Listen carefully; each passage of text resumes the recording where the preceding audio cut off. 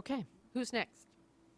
We'll go next. Okay. We have some slides that we sent over yesterday. While those are being pulled up, just really quickly, my name is Emily Rooney. I'm with Agricultural Council of California. I am co-chairing this committee on WDRs with Bob Gore from the Guelco Group. But I just wanted to, before we left entirely this conversation about fees, I would concur with the comments that I do also believe that these fees, the fee increases, are linked to this project. In the position I'm in, I understand that the legislative and regulatory silos don't always combine into one. And so I understand that the budget process is outside of the scope of this water board. However, on the ground, my members see this as one project. They have to file the fee permit, they have to comply with the project, and then basically execute the project. And so for them, all of this money is coming out of one pot of money. So they don't have this difference of the state budget process plus the regulatory compliance process. So I would actually agree with Ms. Dodek's comments on trying to offset the cost of the fee increase, but hopefully we can do more than that, because otherwise it's just at a break even at that point. But really quick, Chairwoman Marcus, just to your previous question, in our report, I see some potential easy cost savings in terms of the monitoring and reporting requirements. A lot of our folks have to do that monthly, quarterly, and annually. And for some folks, particularly in the dairy industry, if they're spoon feeding nutrients to their crops, this is a collection of thousands of data points that they have to submit into a report that sometimes is analyzed or not.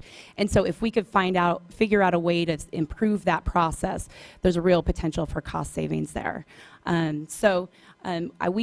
Bob and I have been working on this report. We just distributed the written draft to everybody, to the board members and the staff here. So our caveat is this is our report. We have not had it vetted by staff or NGOs.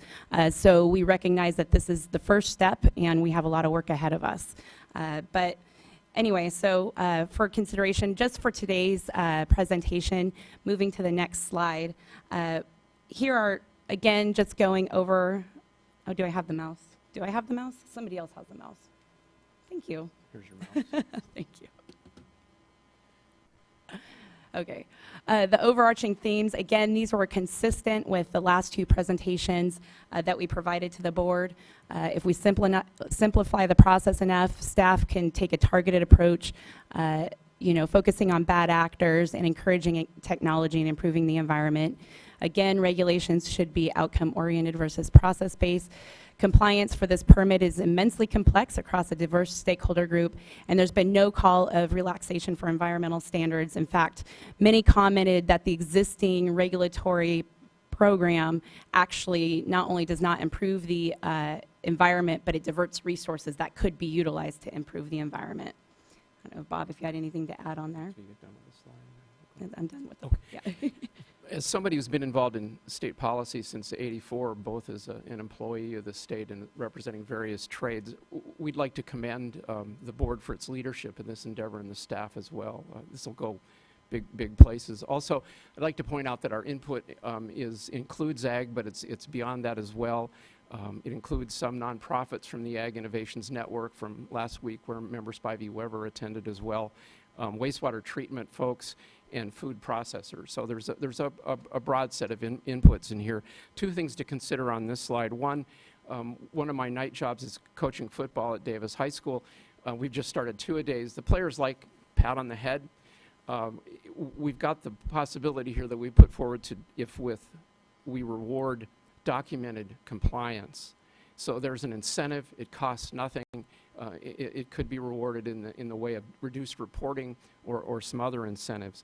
Secondly, we had a rather large treatment provider come forward with an anecdote where they wanted to do a bolt-on solution to reduce air pollution, and they were greeted with special studies, requests for supplemental data, and the need to employ licensed consultants. And their takeaway was, why bother to innovate? It costs me more money. I'll just wait till it's required.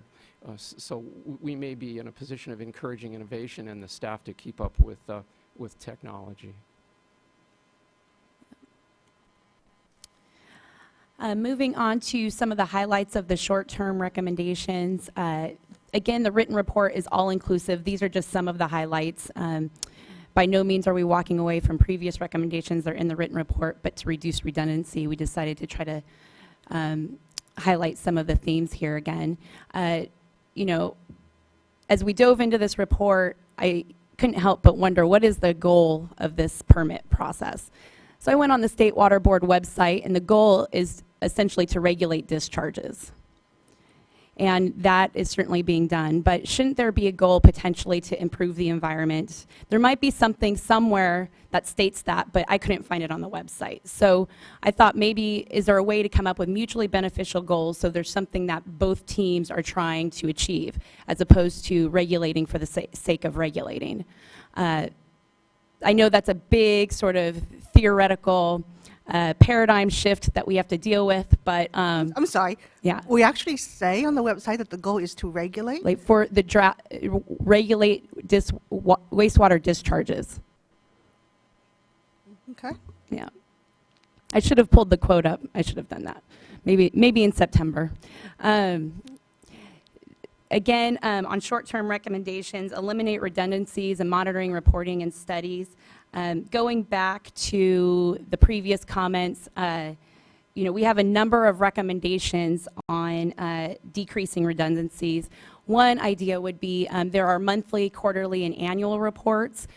Is there a way that we can allow flexibility so that individuals can either submit monthly or quarterly or annual reports instead of sort of this one size fits all and it has to be everything? One thing Bob and I learned is each permit holder has a very complex and unique way of applying with this permit, so there's not going to be a silver bullet that sort of solves everybody's problem. So we're trying to find ways to build flexibility in the system while still getting the reports that staff needs to maintain the program.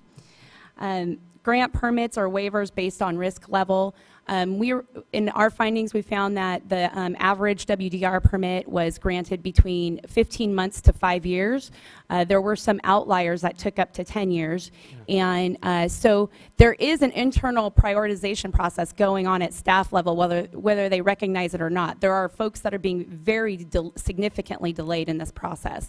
And what's happening on the ground is, after so many days, you submit your notice of intent, your report to discharge wastewater, and after so many days, if you haven't heard back, you're allowed to operate within those parameters. Well, folks are being reluctant to make major capital investments because they're afraid that they're going to find out later that it conflicts with something in the permit, or something else, you know, has changed, and so they're reluctant to make those major investments up front. So maybe for those folks that are not going to be approved within the next 2 or 3 years, is there something else we can figure out for them?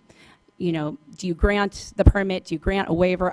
You know, is there another solution for those individuals? Well, that would seem to also be the kind of thing that would make someone reluctant to invest in something, even if it was good. Yeah.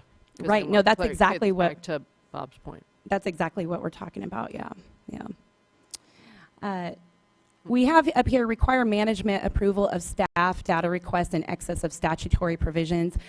You'll find in the report, at least for the food processing industry, about $5,000 to $50,000 is invested in excess data requests, and we have no way of understanding who exactly internally is making the request and the reasons why. And so we're wondering, is there another level of approval that can happen or something like that?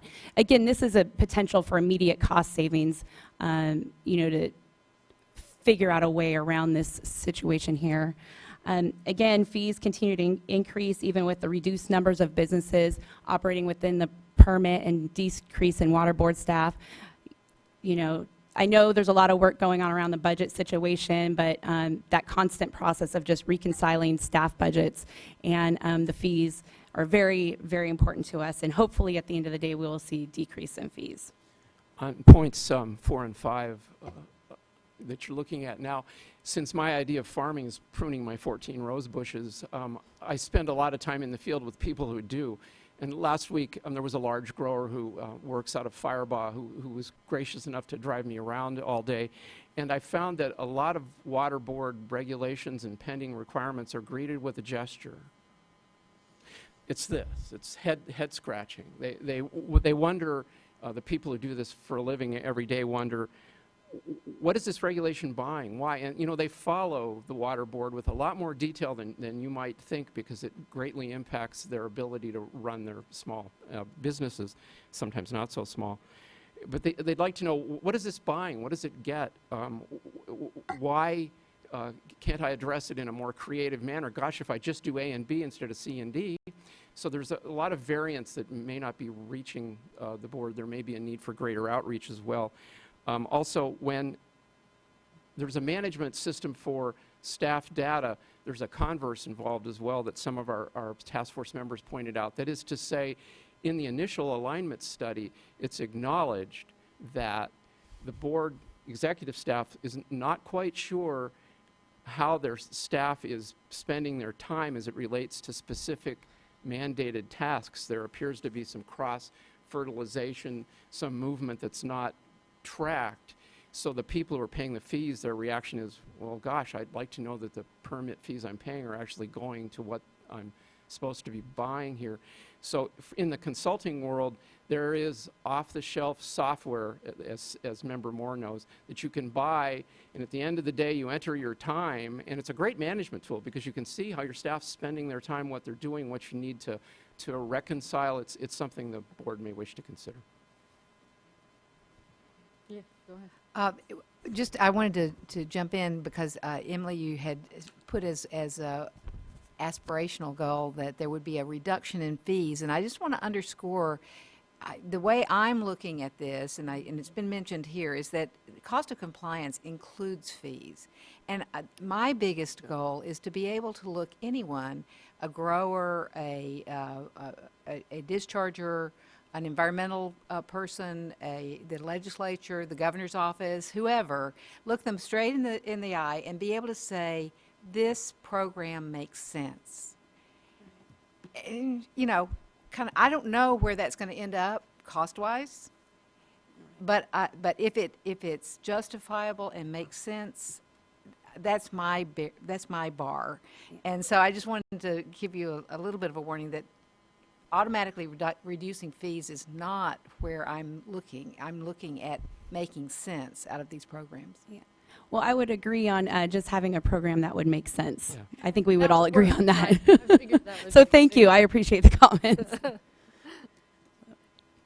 Nope, Okay. Moving on to long-term goals. First item, minimize conflicts between regulatory agencies.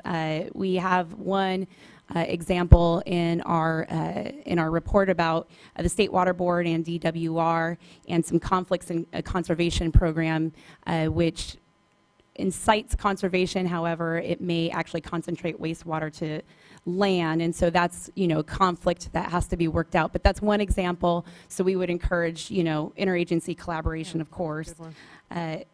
Creating consistent requirements between boards. Between regional boards. There are challenges, obviously, with geology and hydrology and those types of natural issues. So, but where we can minimize conflicts between staff interpretations, we would urge that. Analyze, software systems used to report data. This is an ongoing struggle. We support an electronic permitting process and that sort of thing, but we need something that works for all parties involved. And we do have some examples of that in our report as well. And the two biggest cost items for this permit are capital costs and then the monitoring and reporting piece. And the monitoring and reporting piece seems to be, in my opinion, the piece that this board can immediately deal with. The capital costs, so far, the only way I can think of helping offset that is creating grant programs. But given this fiscal environment, I'm not sure how we get there. But it doesn't mean we don't stop looking at it. That's why I wanted to make sure it was on our long-term recommendations. On point one, minimizing conflicts, the board staff's to be commended for the pending MOUs with CDFA on nitrates and conservation on fracking. It's going to, again, what we're doing here will put the board in a real leadership position in relation to MOUs and other interagency cooperation. Consistent requirements among regional boards. If there was a visible, accessible communications channel. Right now, there's a meeting of executive officers or something like that, quarterly or monthly, I don't know. But if there was a communication channel that the regulated population could both access and watch, it would maybe help determine consistency, recognizing, of course, the need for geographical variances. On the last point, offsetting capital costs, CARB has the Carl Moyer program, which I think might be a model in certain directed aspects. And finally, another long-term goal is some sort of electronic process that FedEx, UPS use, and you could use your phone and track your permit, get a hold of your lead agency, get a hold of your lead regulator, download an app and most of our population are very electronically savvy. It would benefit all concerned. We listed some potential implementation partners. You know, we will work on an implementation timeline once we get staff's feedback on our report. But we saw sort of these groups as collaborators, potential collaborators for a number of reasons. You know, GoBiz is in the, you know, is sort of in the business of solving problems for all industries, I think, and so I think that they're a good partner. Ag and Innovations Network does a lot of work with agriculture and environmental groups, and so I think that there's some promise there too. As does Sustainable Conservation. They're also a very good group to work with, and then there's SEEB as well. So we just this is not an all-inclusive list, but this is who we envision as sort of a first point of contact and trying to find some implementation solutions with that group. AIN is the home to the California Roundtable on Ag and the Environment, on which Emily and I both sit. That can be one of your pathways to extra comment. Sustainable Conservation, it's in our report, but they did, in fact, Member Spivey, whoever heard them talk about, they've worked out an interagency cooperation template for selected projects that seems to be working quite well, and their presentation would be well worth hearing if they're agreeing to be here. And lastly, on SEEB, SEEB is a good partner. It's a long-term, broad vision, and it's an interagency look as well. It's a good complement to what this is doing. And I'll just add on the sustainable conservation template, it's not just state agencies or state and federal agencies, it's local agencies. There are a lot of permits required at the local level.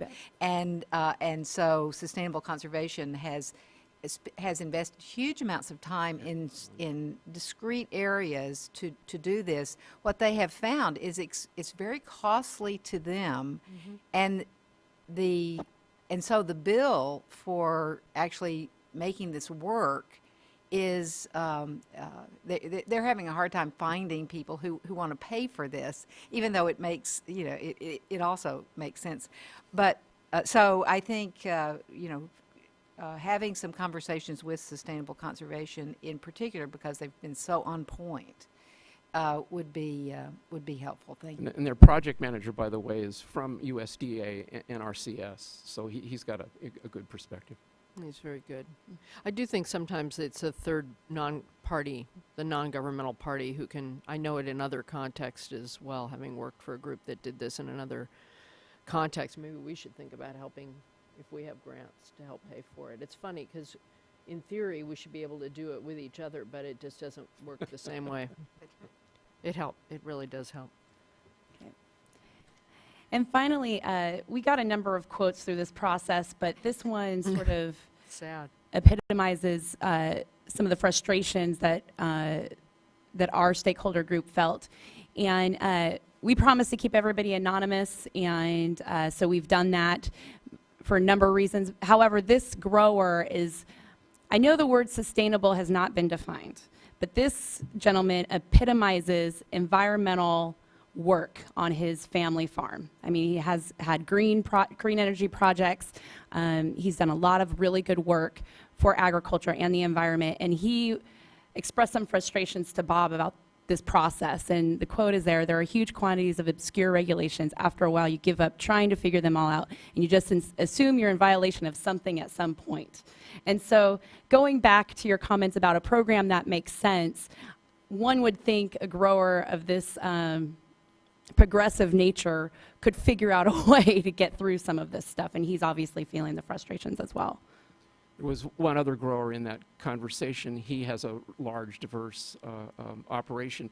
He's putting a pond in his vineyard and wound up trying to facilitate agreement between Water Board, Fish and Wildlife, and the locals. And his takeaway again was, why? I'm not supposed to be doing this. Just tell me what to do. I'll be glad to do it. But when I get conflicting report, he was exasperated. Just it was interesting to hear. And he's again he's a certified organic grower, way out in front. It's not like he's a bad actor who got caught. Mm-hmm. And that's all the information we had to provide today. I don't know if there's time for questions, but we do thank your interest. Thank you for your interest in this project, and we look forward to meeting with staff and getting the implementation plans underway. So thank you. So I'll just comment that I met with Sustainable Conservation last week, and it was an interesting discussion. I've been working with them for a number of years on the air quality side, and so it was interesting to have them, come over and have the initial meeting with me, being, new on the board, and talking about their focus on water. And what struck me is the shift that has occurred on the air side, and maybe we're in the process on the water side as well, but looking at waste as a resource. And anything that we can do to provide flexibility. I'm just thinking, I like this PowerPoint, and I keep seeing any area where you're looking at flexibility and incentives, maybe double incentives, where there's, as you call it, innovation, but turning a problem into a resource. And I'd like to have some follow-up discussions. We had talked with Sustainable, Ashley and others had talked about having some follow-up discussions, and I'd welcome your group to participate in those discussions. And then as far as incentive funds, I think it's worth just going through the list of, again, looking at Air Board sort of as a model. There are so many incentive programs, and it's really quite unfortunate that we don't see as many on the water side. Maybe putting together a list of comparison and seeing what can be done. For example, on the USDA side, the EQIP program, it works fine for air or water. Carl Moyer obviously wouldn't, but that involved a big push at the legislature. So I think we're sort of at a crisis situation on the water side. It's probably worth pursuing, but before jumping in, to just get a sense of what did it take to get Carl Moyer, what were the circumstances, what was the initial pot of funding, and sort of how that has evolved through time. And then the last thing that I wanted to mention, and perhaps one of the other groups will be talking about this, but it came up yesterday in my staff presentation, or the briefing, and that's on the issue of economic analysis. And I was really kind of surprised to hear that we do not have, I'm new, so maybe I don't understand the process, but that we don't have a standard economic analysis that we go through for our regulations. And my sense is that that does occur, but maybe not in a formal way. And I did make a few calls yesterday when I heard this information. I did talk to DPR, obviously ARB. They do a full-blown, analysis. It's not a cost-benefit analysis, so it's not there. What the ARB does is not there for the purpose of setting aside regulation, but maybe as a way of front-loading what type of regulatory program should go forward. And so it strikes me that a lot of these programs, if we're looking at a way to have cost containment, maybe on the front-loading side when you do the economic analysis, and it, for a number of reasons, not just to look at the impact to the industry, but also, as you say, Emily, as ways to provide for greater environmental benefit. So doing an analysis for that, and maybe it would also help in terms of consistency amongst programs across the board, and also maybe better transparency. So I would like to suggest that maybe staff wants to comment on this, but doing sort of a comparison to the other state environmental programs. I know DPR also does an economic analysis, and they've indicated, I talked to Chris Reardon yesterday, and he said they just don't have the staff. I suspect, we don't have the staff numbers to be able to do a full-blown analysis, but they contract out with the Air Resources Board because the Air Board does have maybe a little more expertise in that area. So I just would like to jump in and make sure that we're talking about the same thing. All of our regulations, our policies, our requirements all have an economic analysis. We put it into our substitute environmental document as part of our staff report. So we do an economic analysis for all of those things. Where we don't do an economic analysis is on our permits. And so some people consider those regulation, but they are really the implementation of regulation. We could likely do a better job on consistency between our different programs when we do that. But we also have taken it on in our statewide permits as an extra step that isn't, I don't think, required to do an economic analysis on our statewide stormwater permits the two that we adopted and the one that's coming forward in the future. So I would be happy to talk to other BDOs to see how they do it and help on consistency, but I didn't want you to have the impression that we don't do economic analysis. And I just want to supplement very briefly what John said. He's absolutely correct that there are some distinctions that drive, if you will, the differences, and we can look at the consistency issues across the various programs. There are, for example, we just heard from the WDR stakeholders, and when we do issue WDRs, we do have to consider economic considerations as part of developing the waste discharge requirements. When we look at the federal permits that we implement, there is not a comparable component if we're implementing federal law, and I think that's what's created, if you will, a little bit of the schism between the different programs, and I think what sets apart a lot of the way the Water Board approaches these programs is that many times they are adopted as general waste discharge requirements or general NPDES permits as opposed to a regulation. That's the way our regulatory scheme works, and so it results in, if you will, kind of a fracturing of the economic analysis. But there's no reason, and as John indicated with the general industrial permit, there's been a great effort by the Water Board staff to provide more economic information front and center from a cost of compliance perspective. And so we can continue to look at providing additional information above and beyond, and if you will, trying to raise the bar up. But that explains some of the difference you see when you look at this issue, Board Member Diadamo, and how it's different than, say, other programs and how it's different across our programs. It might be helpful to, without, I'm not suggesting a lot of work, but to do a matrix of that, because there is that, I know that difference that you're talking about, and I've been impressed with the efforts that I've seen sort of voluntarily on the part of staff and open to more, and I know we'll talk about this a bit when we get to the later presentation from SEEB talking about the checklist. So I know we'll be talking about this further today. One of the things that would be interesting to me, and maybe this is just the way I sort of think, is to try and find a way to also prioritize those conundrums, and this is the space where sustainable conservation works more, where someone's trying to do something innovative, or they have a better idea, and it's hard for them to just say, I see what you're trying to do. Again, of course, you have to say what you're trying to do first, getting to your point in particular that the objective in our hearts is environmental protection. Sometimes our legal directive is to implement the permit process, and we have to bring the objective into that work. But to figure out who, and it's not good actors and bad actors, it's just a question of how you, I think people want to be known.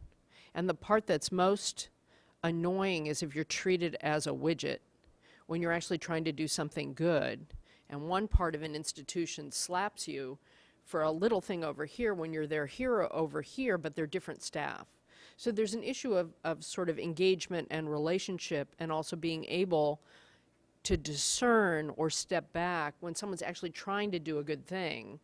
That might be multiple benefit, it might cross agencies, et cetera. And frankly, and I don't think this is easy, we as institutions in environmental protection arena across the resources agencies, across the Cal EPA agencies and into RCS, et cetera, have got to figure out how we can acknowledge and reward multiple benefit thinking on the ground, because there's not enough money in the world to just be doing it widget by widget. But that is a hard thing to do. And so in listening to you, I'm thinking sometimes, and this isn't a conclusion, but as we continue this conversation and the next conversation, there are two ways to do it. One is to have an argument about how to do the perfect analysis and mousetrap that's going to apply to everybody, which can be an endless thing. You see that in some of the staff responses because they know that that can take a boatload of time and not get results. The other is to figure out how to create space for innovation and pilots to prove it out,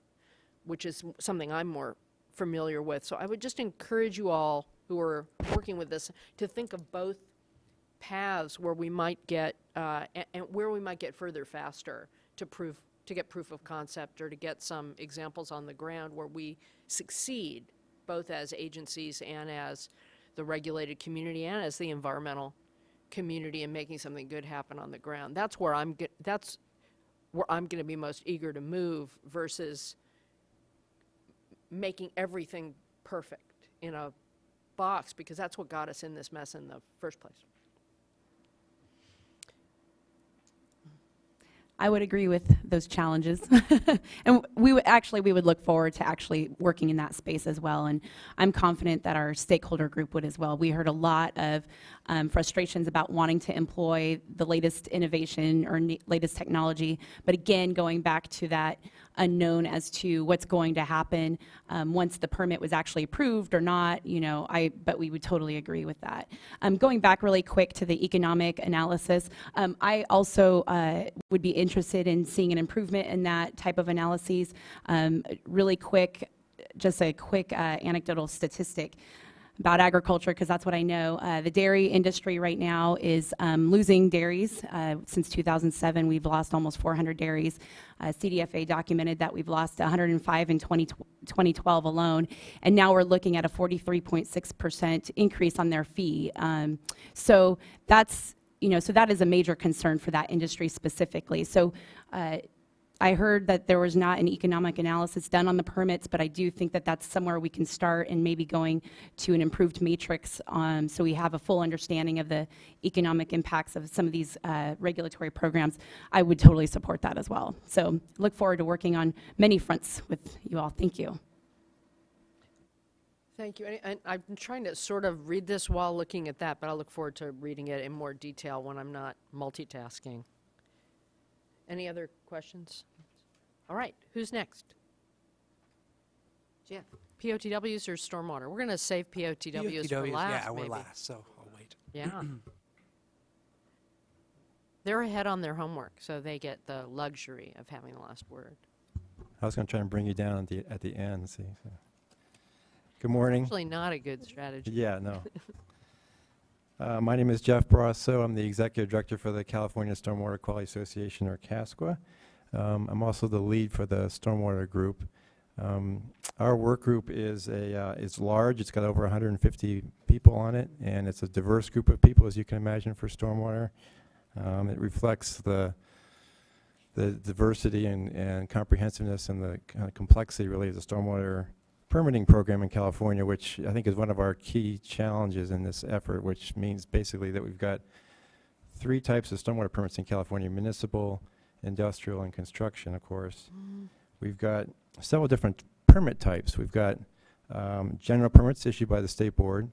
We've got individual permits issued by regional boards, for example, City of Santa Rosa, City of Salinas.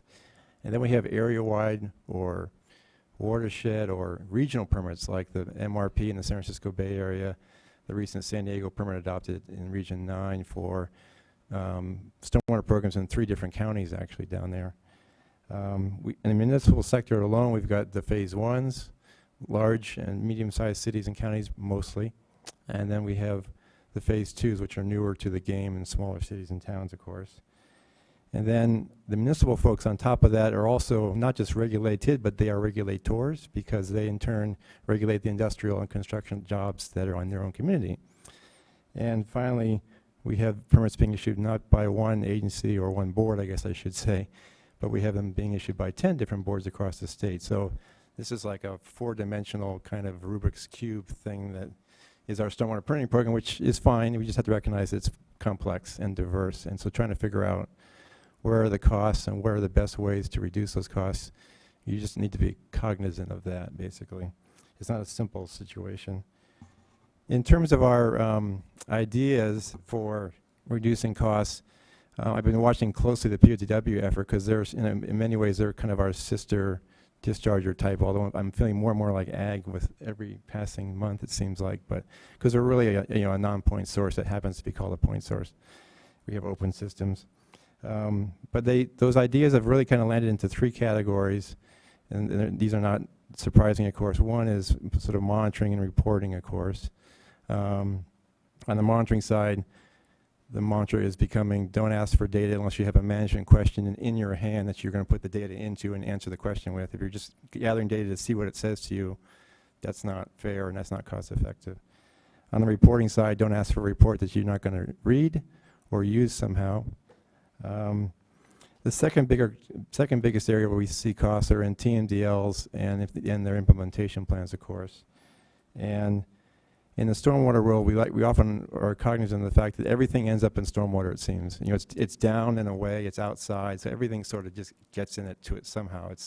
I recently was thinking that our most innate polluting behavior is to throw stuff on the ground. And we probably have done that ever since we had opposable thumbs or something, but we just didn't have as much stuff. yeah, and now we have drains that just take the stuff away so quickly for us all. So when we talk about TMDLs and the implementation plans in particular, because that language ends up in permits most likely, it's important for stormwater that the TMDLs are written in a way that's very comprehensive in terms of the sources of stuff that ends up in our drains. The stuff doesn't come from stormwater, but it ends up in stormwater. So TMDLs need to be written in a way that are very expansive in their look at sources. And then it's unusual for us to have a BMP that we can just pull off the shelf and solve a problem. That's kind of happening on trash, but it may be unique in terms of pollutants of concern that we have a BMP we can just sort of take off the shelf and make it work. Most of our pollutants of concern are much more challenging than that. The sources are all over the place. We're not even sure all the sources. We're not sure the magnitude, bacteria, pesticides, whatever it may be. And so we need to do a fair amount of research and development kind of work to figure out what are the real sources, which are the big ones, which are the small ones, which are the real ones, which are the ones that seem like they're a source initially but turn out not to be a source. That all takes time, and so the idea of phasing becomes important for us in terms of implementation, which I know is a theme that the POTWs are landing on as well. And then the sort of third big category for our ideas, which hopefully will be solutions at some point, is in the area of money, essentially, fees and funding, of course. And I don't want to get into the fees issue too much, although I have to say that it's looking at a 65% plus increase in fees over a 3-year period is a little hard to take right now. So just be aware that we may be a little negative about that at some point. But it's certainly important for us to be aware that we want to make sure that whatever fees are collected, they're used for stormwater, they're used in the best possible way on stormwater. And the other challenge, of course, on fees is the funding side, or on the money side is the funding side, of course. Stormwater, we have a hard time raising money. As you're all aware, Prop 218's restrictions on stormwater funding at the local level. And we're not the beneficiaries yet of much. Well, we're getting increasingly more state funding, which is wonderful, and thank you for doing that through the grants programs. And at the federal level, we're looking for more there too, but we're not, unfortunately, we're sort of like the little brother to wastewater. They got all the brand new clothes, and we're kind of getting the hand-me-downs. Or, gosh, sorry, there's no more money left in the till for you guys. It's 30 or 40 years later. We don't have an equivalent of the SRF program in this country for stormwater, and that's really kind of hurting the program now. So you're going to see our recommendations really kind of focusing, as I say, on those sort of 3 gigantic categories, much as you're seeing from the other groups as well. As the leader of the work group, I was sort of running into a bit of a brick wall on this, because I started thinking, okay, that's the challenge of our world, which is a very complex world, and we have these major areas where we could use some help on, but there's no real easy answers really that I can just point to, like just take out this one provision across all the permits and everybody will be happy and we can say, hey, we saved some money today. There's nothing that really sort of comes out to you like that. They end up looking like fairly, it's actually kind of hard to even identify them as near-term, so certainly not short-term solutions. They're going to, I mean, working on monitoring requirements and reporting requirements is going to take some time. Same thing on TMDL development, implementation plans. It really goes back to the design of the permit itself, the approach to TMDL development and implementation plan design. So those are more long-term kinds of solutions, and it's going to take some effort there. The more systemic changes that will be required to actually save money on those kinds of things. And of course, talking about money, the third category is just darn hard, no matter what you do about it. And so I wasn't seeing something kind of crystallizing that was saying, yeah, these are some simple things that we could all do, build some success, prove the concept, and move forward on some harder things. It's seeming like in the stormwater world that most of the stuff is going to be certainly longer term, and maybe even really longer term in terms of what our solutions might be. The other of course challenge I'm looking at is, or one attribute of course, is the stormwater costs in general. We're a relatively young regulatory program, which means we're kind of growing basically. We're sort of like the teenager or the young family that's buying stuff every day and adding people to the family and moving along. If you look at the history of permits, they used to be tens of pages long. Now there are hundreds of pages long. The number of, I think the chair of CASCO counted the number of shalls and musts in the recent San Diego permit, and there were over 1,000 shalls and musts in that permit, 400-page permit. So you step back and look at that and say, things are not trending in the right direction. They're not trending in the direction where this project is trying to go, which is reducing the cost of compliance. They're actually trending the other direction, and not just sort of trending. They're really trending in that direction, and there's no foreseeable change in that trend in the site. Now maybe that's the raison d'etre for this whole project idea, basically, is reduce the cost of compliance, particularly for us. But at least initially, it's a challenge. So as a work group, looking at this, I'm thinking, okay, things are going in the wrong direction. I've got a very complex group of folks that we're working with here, a diverse group of people. Some of them regulating each other. Some of them are have multiple kinds of permits and things. And then our solutions are tending to be really long-term solutions. And so where do we go from here? So I guess I'm coming to you today asking that we focus, at least from the stormwater perspective, on, and I don't like doing this, but I'm also been in this kind of business long enough to recognize that if you don't have a good process moving forward and a defined process moving forward that will take you to the light at the end of the tunnel that you feel like you're in, then there's not much sense in taking the next step, because you're not sure you're going to have much success. So I guess what I'm saying to you today is, looking at those factors, that we need to, I guess I would recommend that we focus on a process for moving forward, and a process that sort of addresses, at least for stormwater, those barriers that I see, with the barriers being basically that costs are going up right now. We have a very diverse group of permittees in the stormwater world, and the solutions seem to be long-term. So I guess I'm looking maybe even for some help from you all and staff to figure out, can we define a process from where we are today, where we have some pretty good ideas on paper, but boy, translating those into actual successes, I've got huge barriers between there and here, and how can we get there? So I guess I'm looking for, maybe whether it's today or later on, coming up with some kind of a path of least resistance, to use a water analogy, and from where we are today to at least some initial successes on this, because I'm just worried that we could spend a lot of time and effort on concepts that look interesting, but too much time will pass. We won't be able to get to a successful endpoint. You know, I'm usually a very optimistic person. I was trying to think about, usually I'm maybe cautiously optimistic sometimes when things aren't going well. This morning I'm thinking, maybe I'm sort of reluctantly pessimistic right now, whatever the opposite of cautiously optimistic is. I think that's basically where we're at this point. And the other challenge, of course, is, there's no extra money. Nobody has any extra money, but there's really no extra money in the stormwater program. So, and yet it came up today, sometimes in order to reduce costs, you have to spend some money up front as an investment to then reduce costs later on. We don't have the money up front to put that investment in, so that means you're going to have to divert funds from something else that presumably is a valuable effort as well. So if you're going to divert funds from a valuable effort today into an investment for something that's going to pay off later on, you're going to want to be able to tell the folks that are letting you do that you've got a pretty good chance of success. And I'm just not sure I can see that just yet. And I think it really comes down to what's our process from taking this from here to the next level. And that's where we're at in time. I know that's somewhat cryptic and amorphous, but that's sort of where I feel like we are now. And I was really having a hard time this last month or so thinking this through, and finally realized, well, this is just where we're at right now. We're moving from a content sort of focus to more of a process focus. But I think if we have a process in place to move forward that looks like it might reach some success, working from the state board down to the regional boards into the permit languages, I mean, really thinking through how would you actually implement a great idea here today into a permit language in Visalia in 4 years. There's a lot of steps involved, a lot of people involved. But if we can think that through and figure out a path we think is doable, then I think we can definitely move forward with some good ideas there. So. I have a question, but I'll defer if you guys have. I Just hope because I I'm just not, no, I'm not following, so I need some help in a concrete way. You Yeah. can see that, but I need examples to understand what you mean, because I would hope that there would be ideas of, you could getting back to Ms. Rooney's point, that, and I've been in processes 20 years ago that did this, so it's not undoable, which would say, you're proposing it, you're doing it this way. If you do it this way, you're going to get a better result for less money. But you've got to be able to say you're going to get the same or a better result in the first instance versus coming in and saying this is hard, this is hard, this is hard. We have an objective to reach. So give us a better way to reach the objective, and I think we're all ears. So obviously you're frustrated because it's all in that. Right, I haven't right. been in all these conversations, so I'm not understanding. I would understand that more if you gave me an example of a good example that you can't see how we can get through a process. Well, and yeah.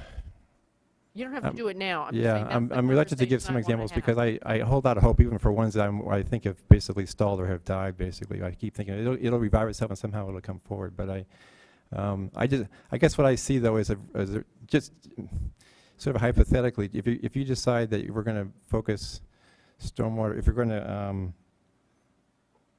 focus stormwater permits on being outcome-based as opposed to output-based. Let's forget about activities you guys are doing, which is mostly what we have in the hundreds of pages we have now, and why there's so many musts and shalls. Mm-hmm. Do this, do it this, do it this, do it this, instead of just saying achieve that. That's a huge shift and a huge concept change, and one that's uncomfortable for probably all parties involved, frankly, NGOs, the permittees, and the water boards themselves. But everybody understands it's probably where we should go. So translating that great idea into actual permit language through all the different levels of staff and decision makers and stakeholders and permittees is going to be a challenge. So I think you almost have to create the vision for what that looks like for people to be willing to jump to that challenge. Because right now, the system may not be may be completely broken, but people are used to it, and they can fund it and they can get the work done. So it's we're in sort of this bad position where, it's not great, but we can afford it and we can get along, and we're not. And maybe we're in violation most of the time for something, but at least we're able to fund this thing. We don't get ourselves in trouble. And what you're talking about changing to sounds like a huge change curve. Life is going to get very difficult for a period of time before it ever gets better. I'm not sure it's going to get better. You have to spend a lot of money to get better. It just sounds like too much to try and move there. And yet, that's the nature of a lot of our solutions, which is systemic changes in how we regulate stormwater in California. And it goes back to how we set up the program originally 25 years ago, which was probably a decent way to set it up 25 years ago, but we've learned a lot since then. And now the question is, are we willing to make the necessary changes to become better at this or not? Or is it just too much darn work and I just don't want to deal with it? That's sort of where we're at, I think. So Jeff, since you're starting to really depress me, let me see if I can phrase this differently. And I think I agree with you in terms of your statement of, stepping back and determining what the vision is and going forward. And I think we sort of briefly touched upon that at our last board programs and priorities, I think is what we call it, discussion, that once the industrial general stormwater permit is finalized, and we no longer have ex parte restrictions upon us, that we would turn our attention to stepping back and working with the stakeholders to develop some kind of a stormwater strategic work plan, stepping back and looking at, our regulatory programs, what's the goal, and it's not to regulate, what are the outcomes we're trying to accomplish, how does stormwater fit in with things such as source control, land use planning, transportation, where do all the pieces fit together, what is our game plan, what's the vision, for stormwater, not just as a source of pollution, but as a valuable resource, Yeah. in the next 10, 20 years, and lay out that framework and lay out those steps so that, 5 years from now, 10 years from now,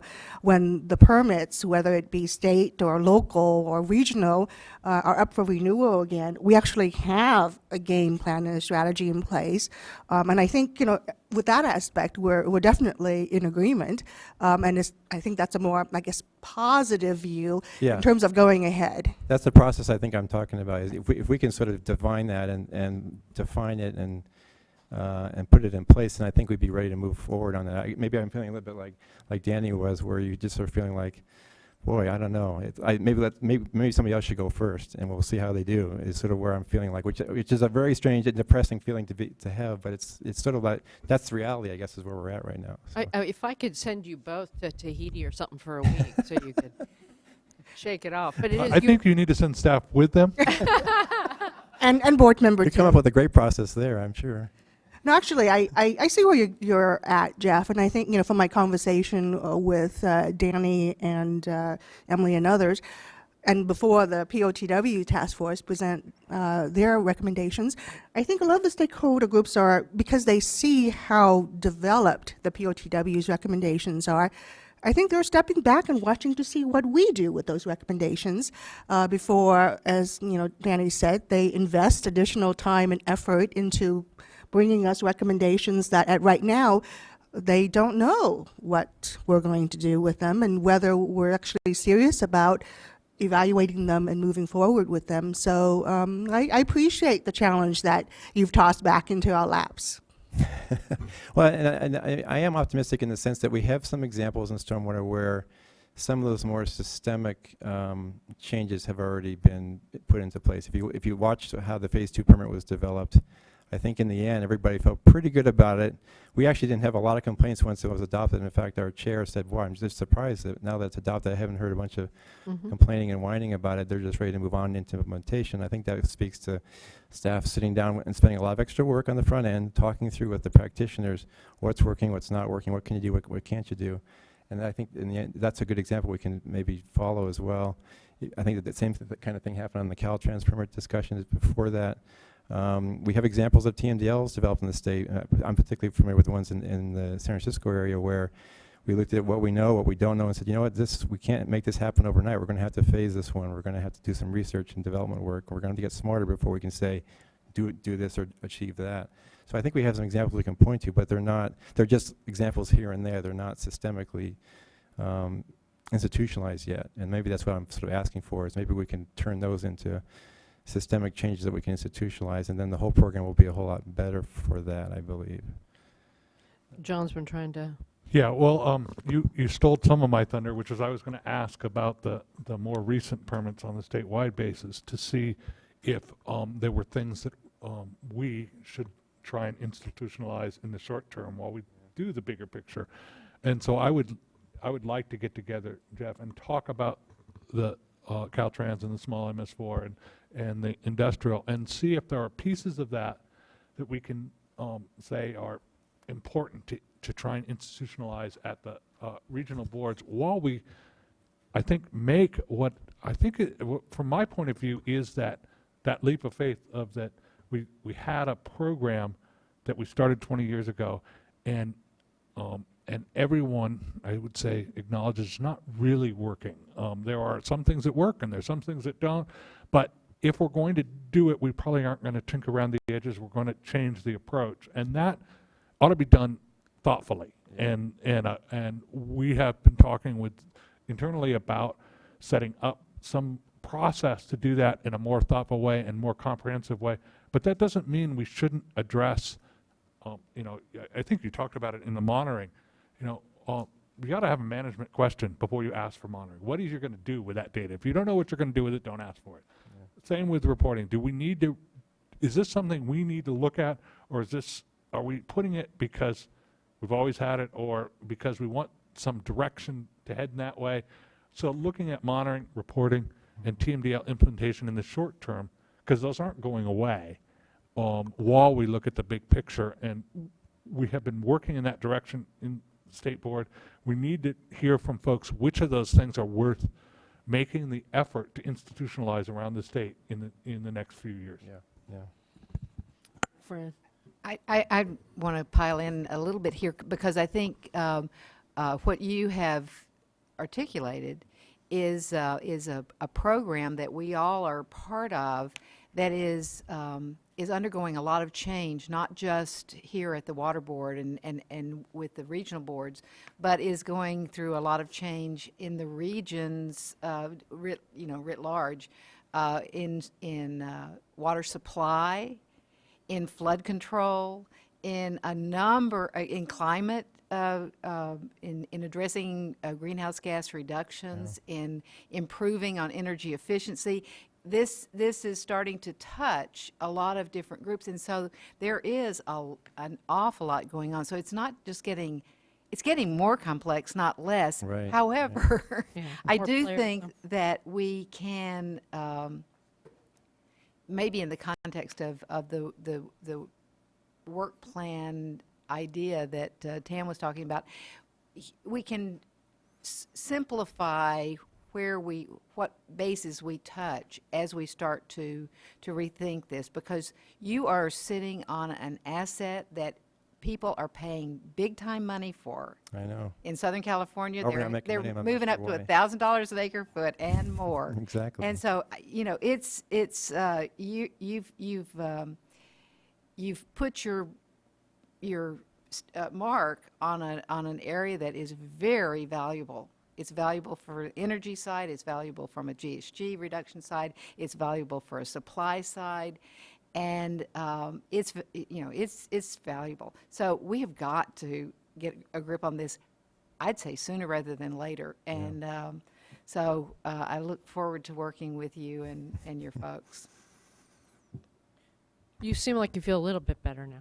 Well, I always feel good. I just I feel better.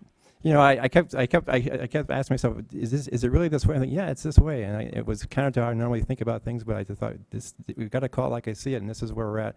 But as I say, I think there's definitely paths forward. We just need to decide what they are and move ahead with it. And we have examples where we've been successful. And I think we embrace the complexity and the variety. That if you live in stormwater, you've got to be okay with it. Otherwise, go build a bridge or do something simple, relatively speaking, because it's just a very challenging, amorphous example thing. you Hey, choose. building a bridge is not simple. It should have been.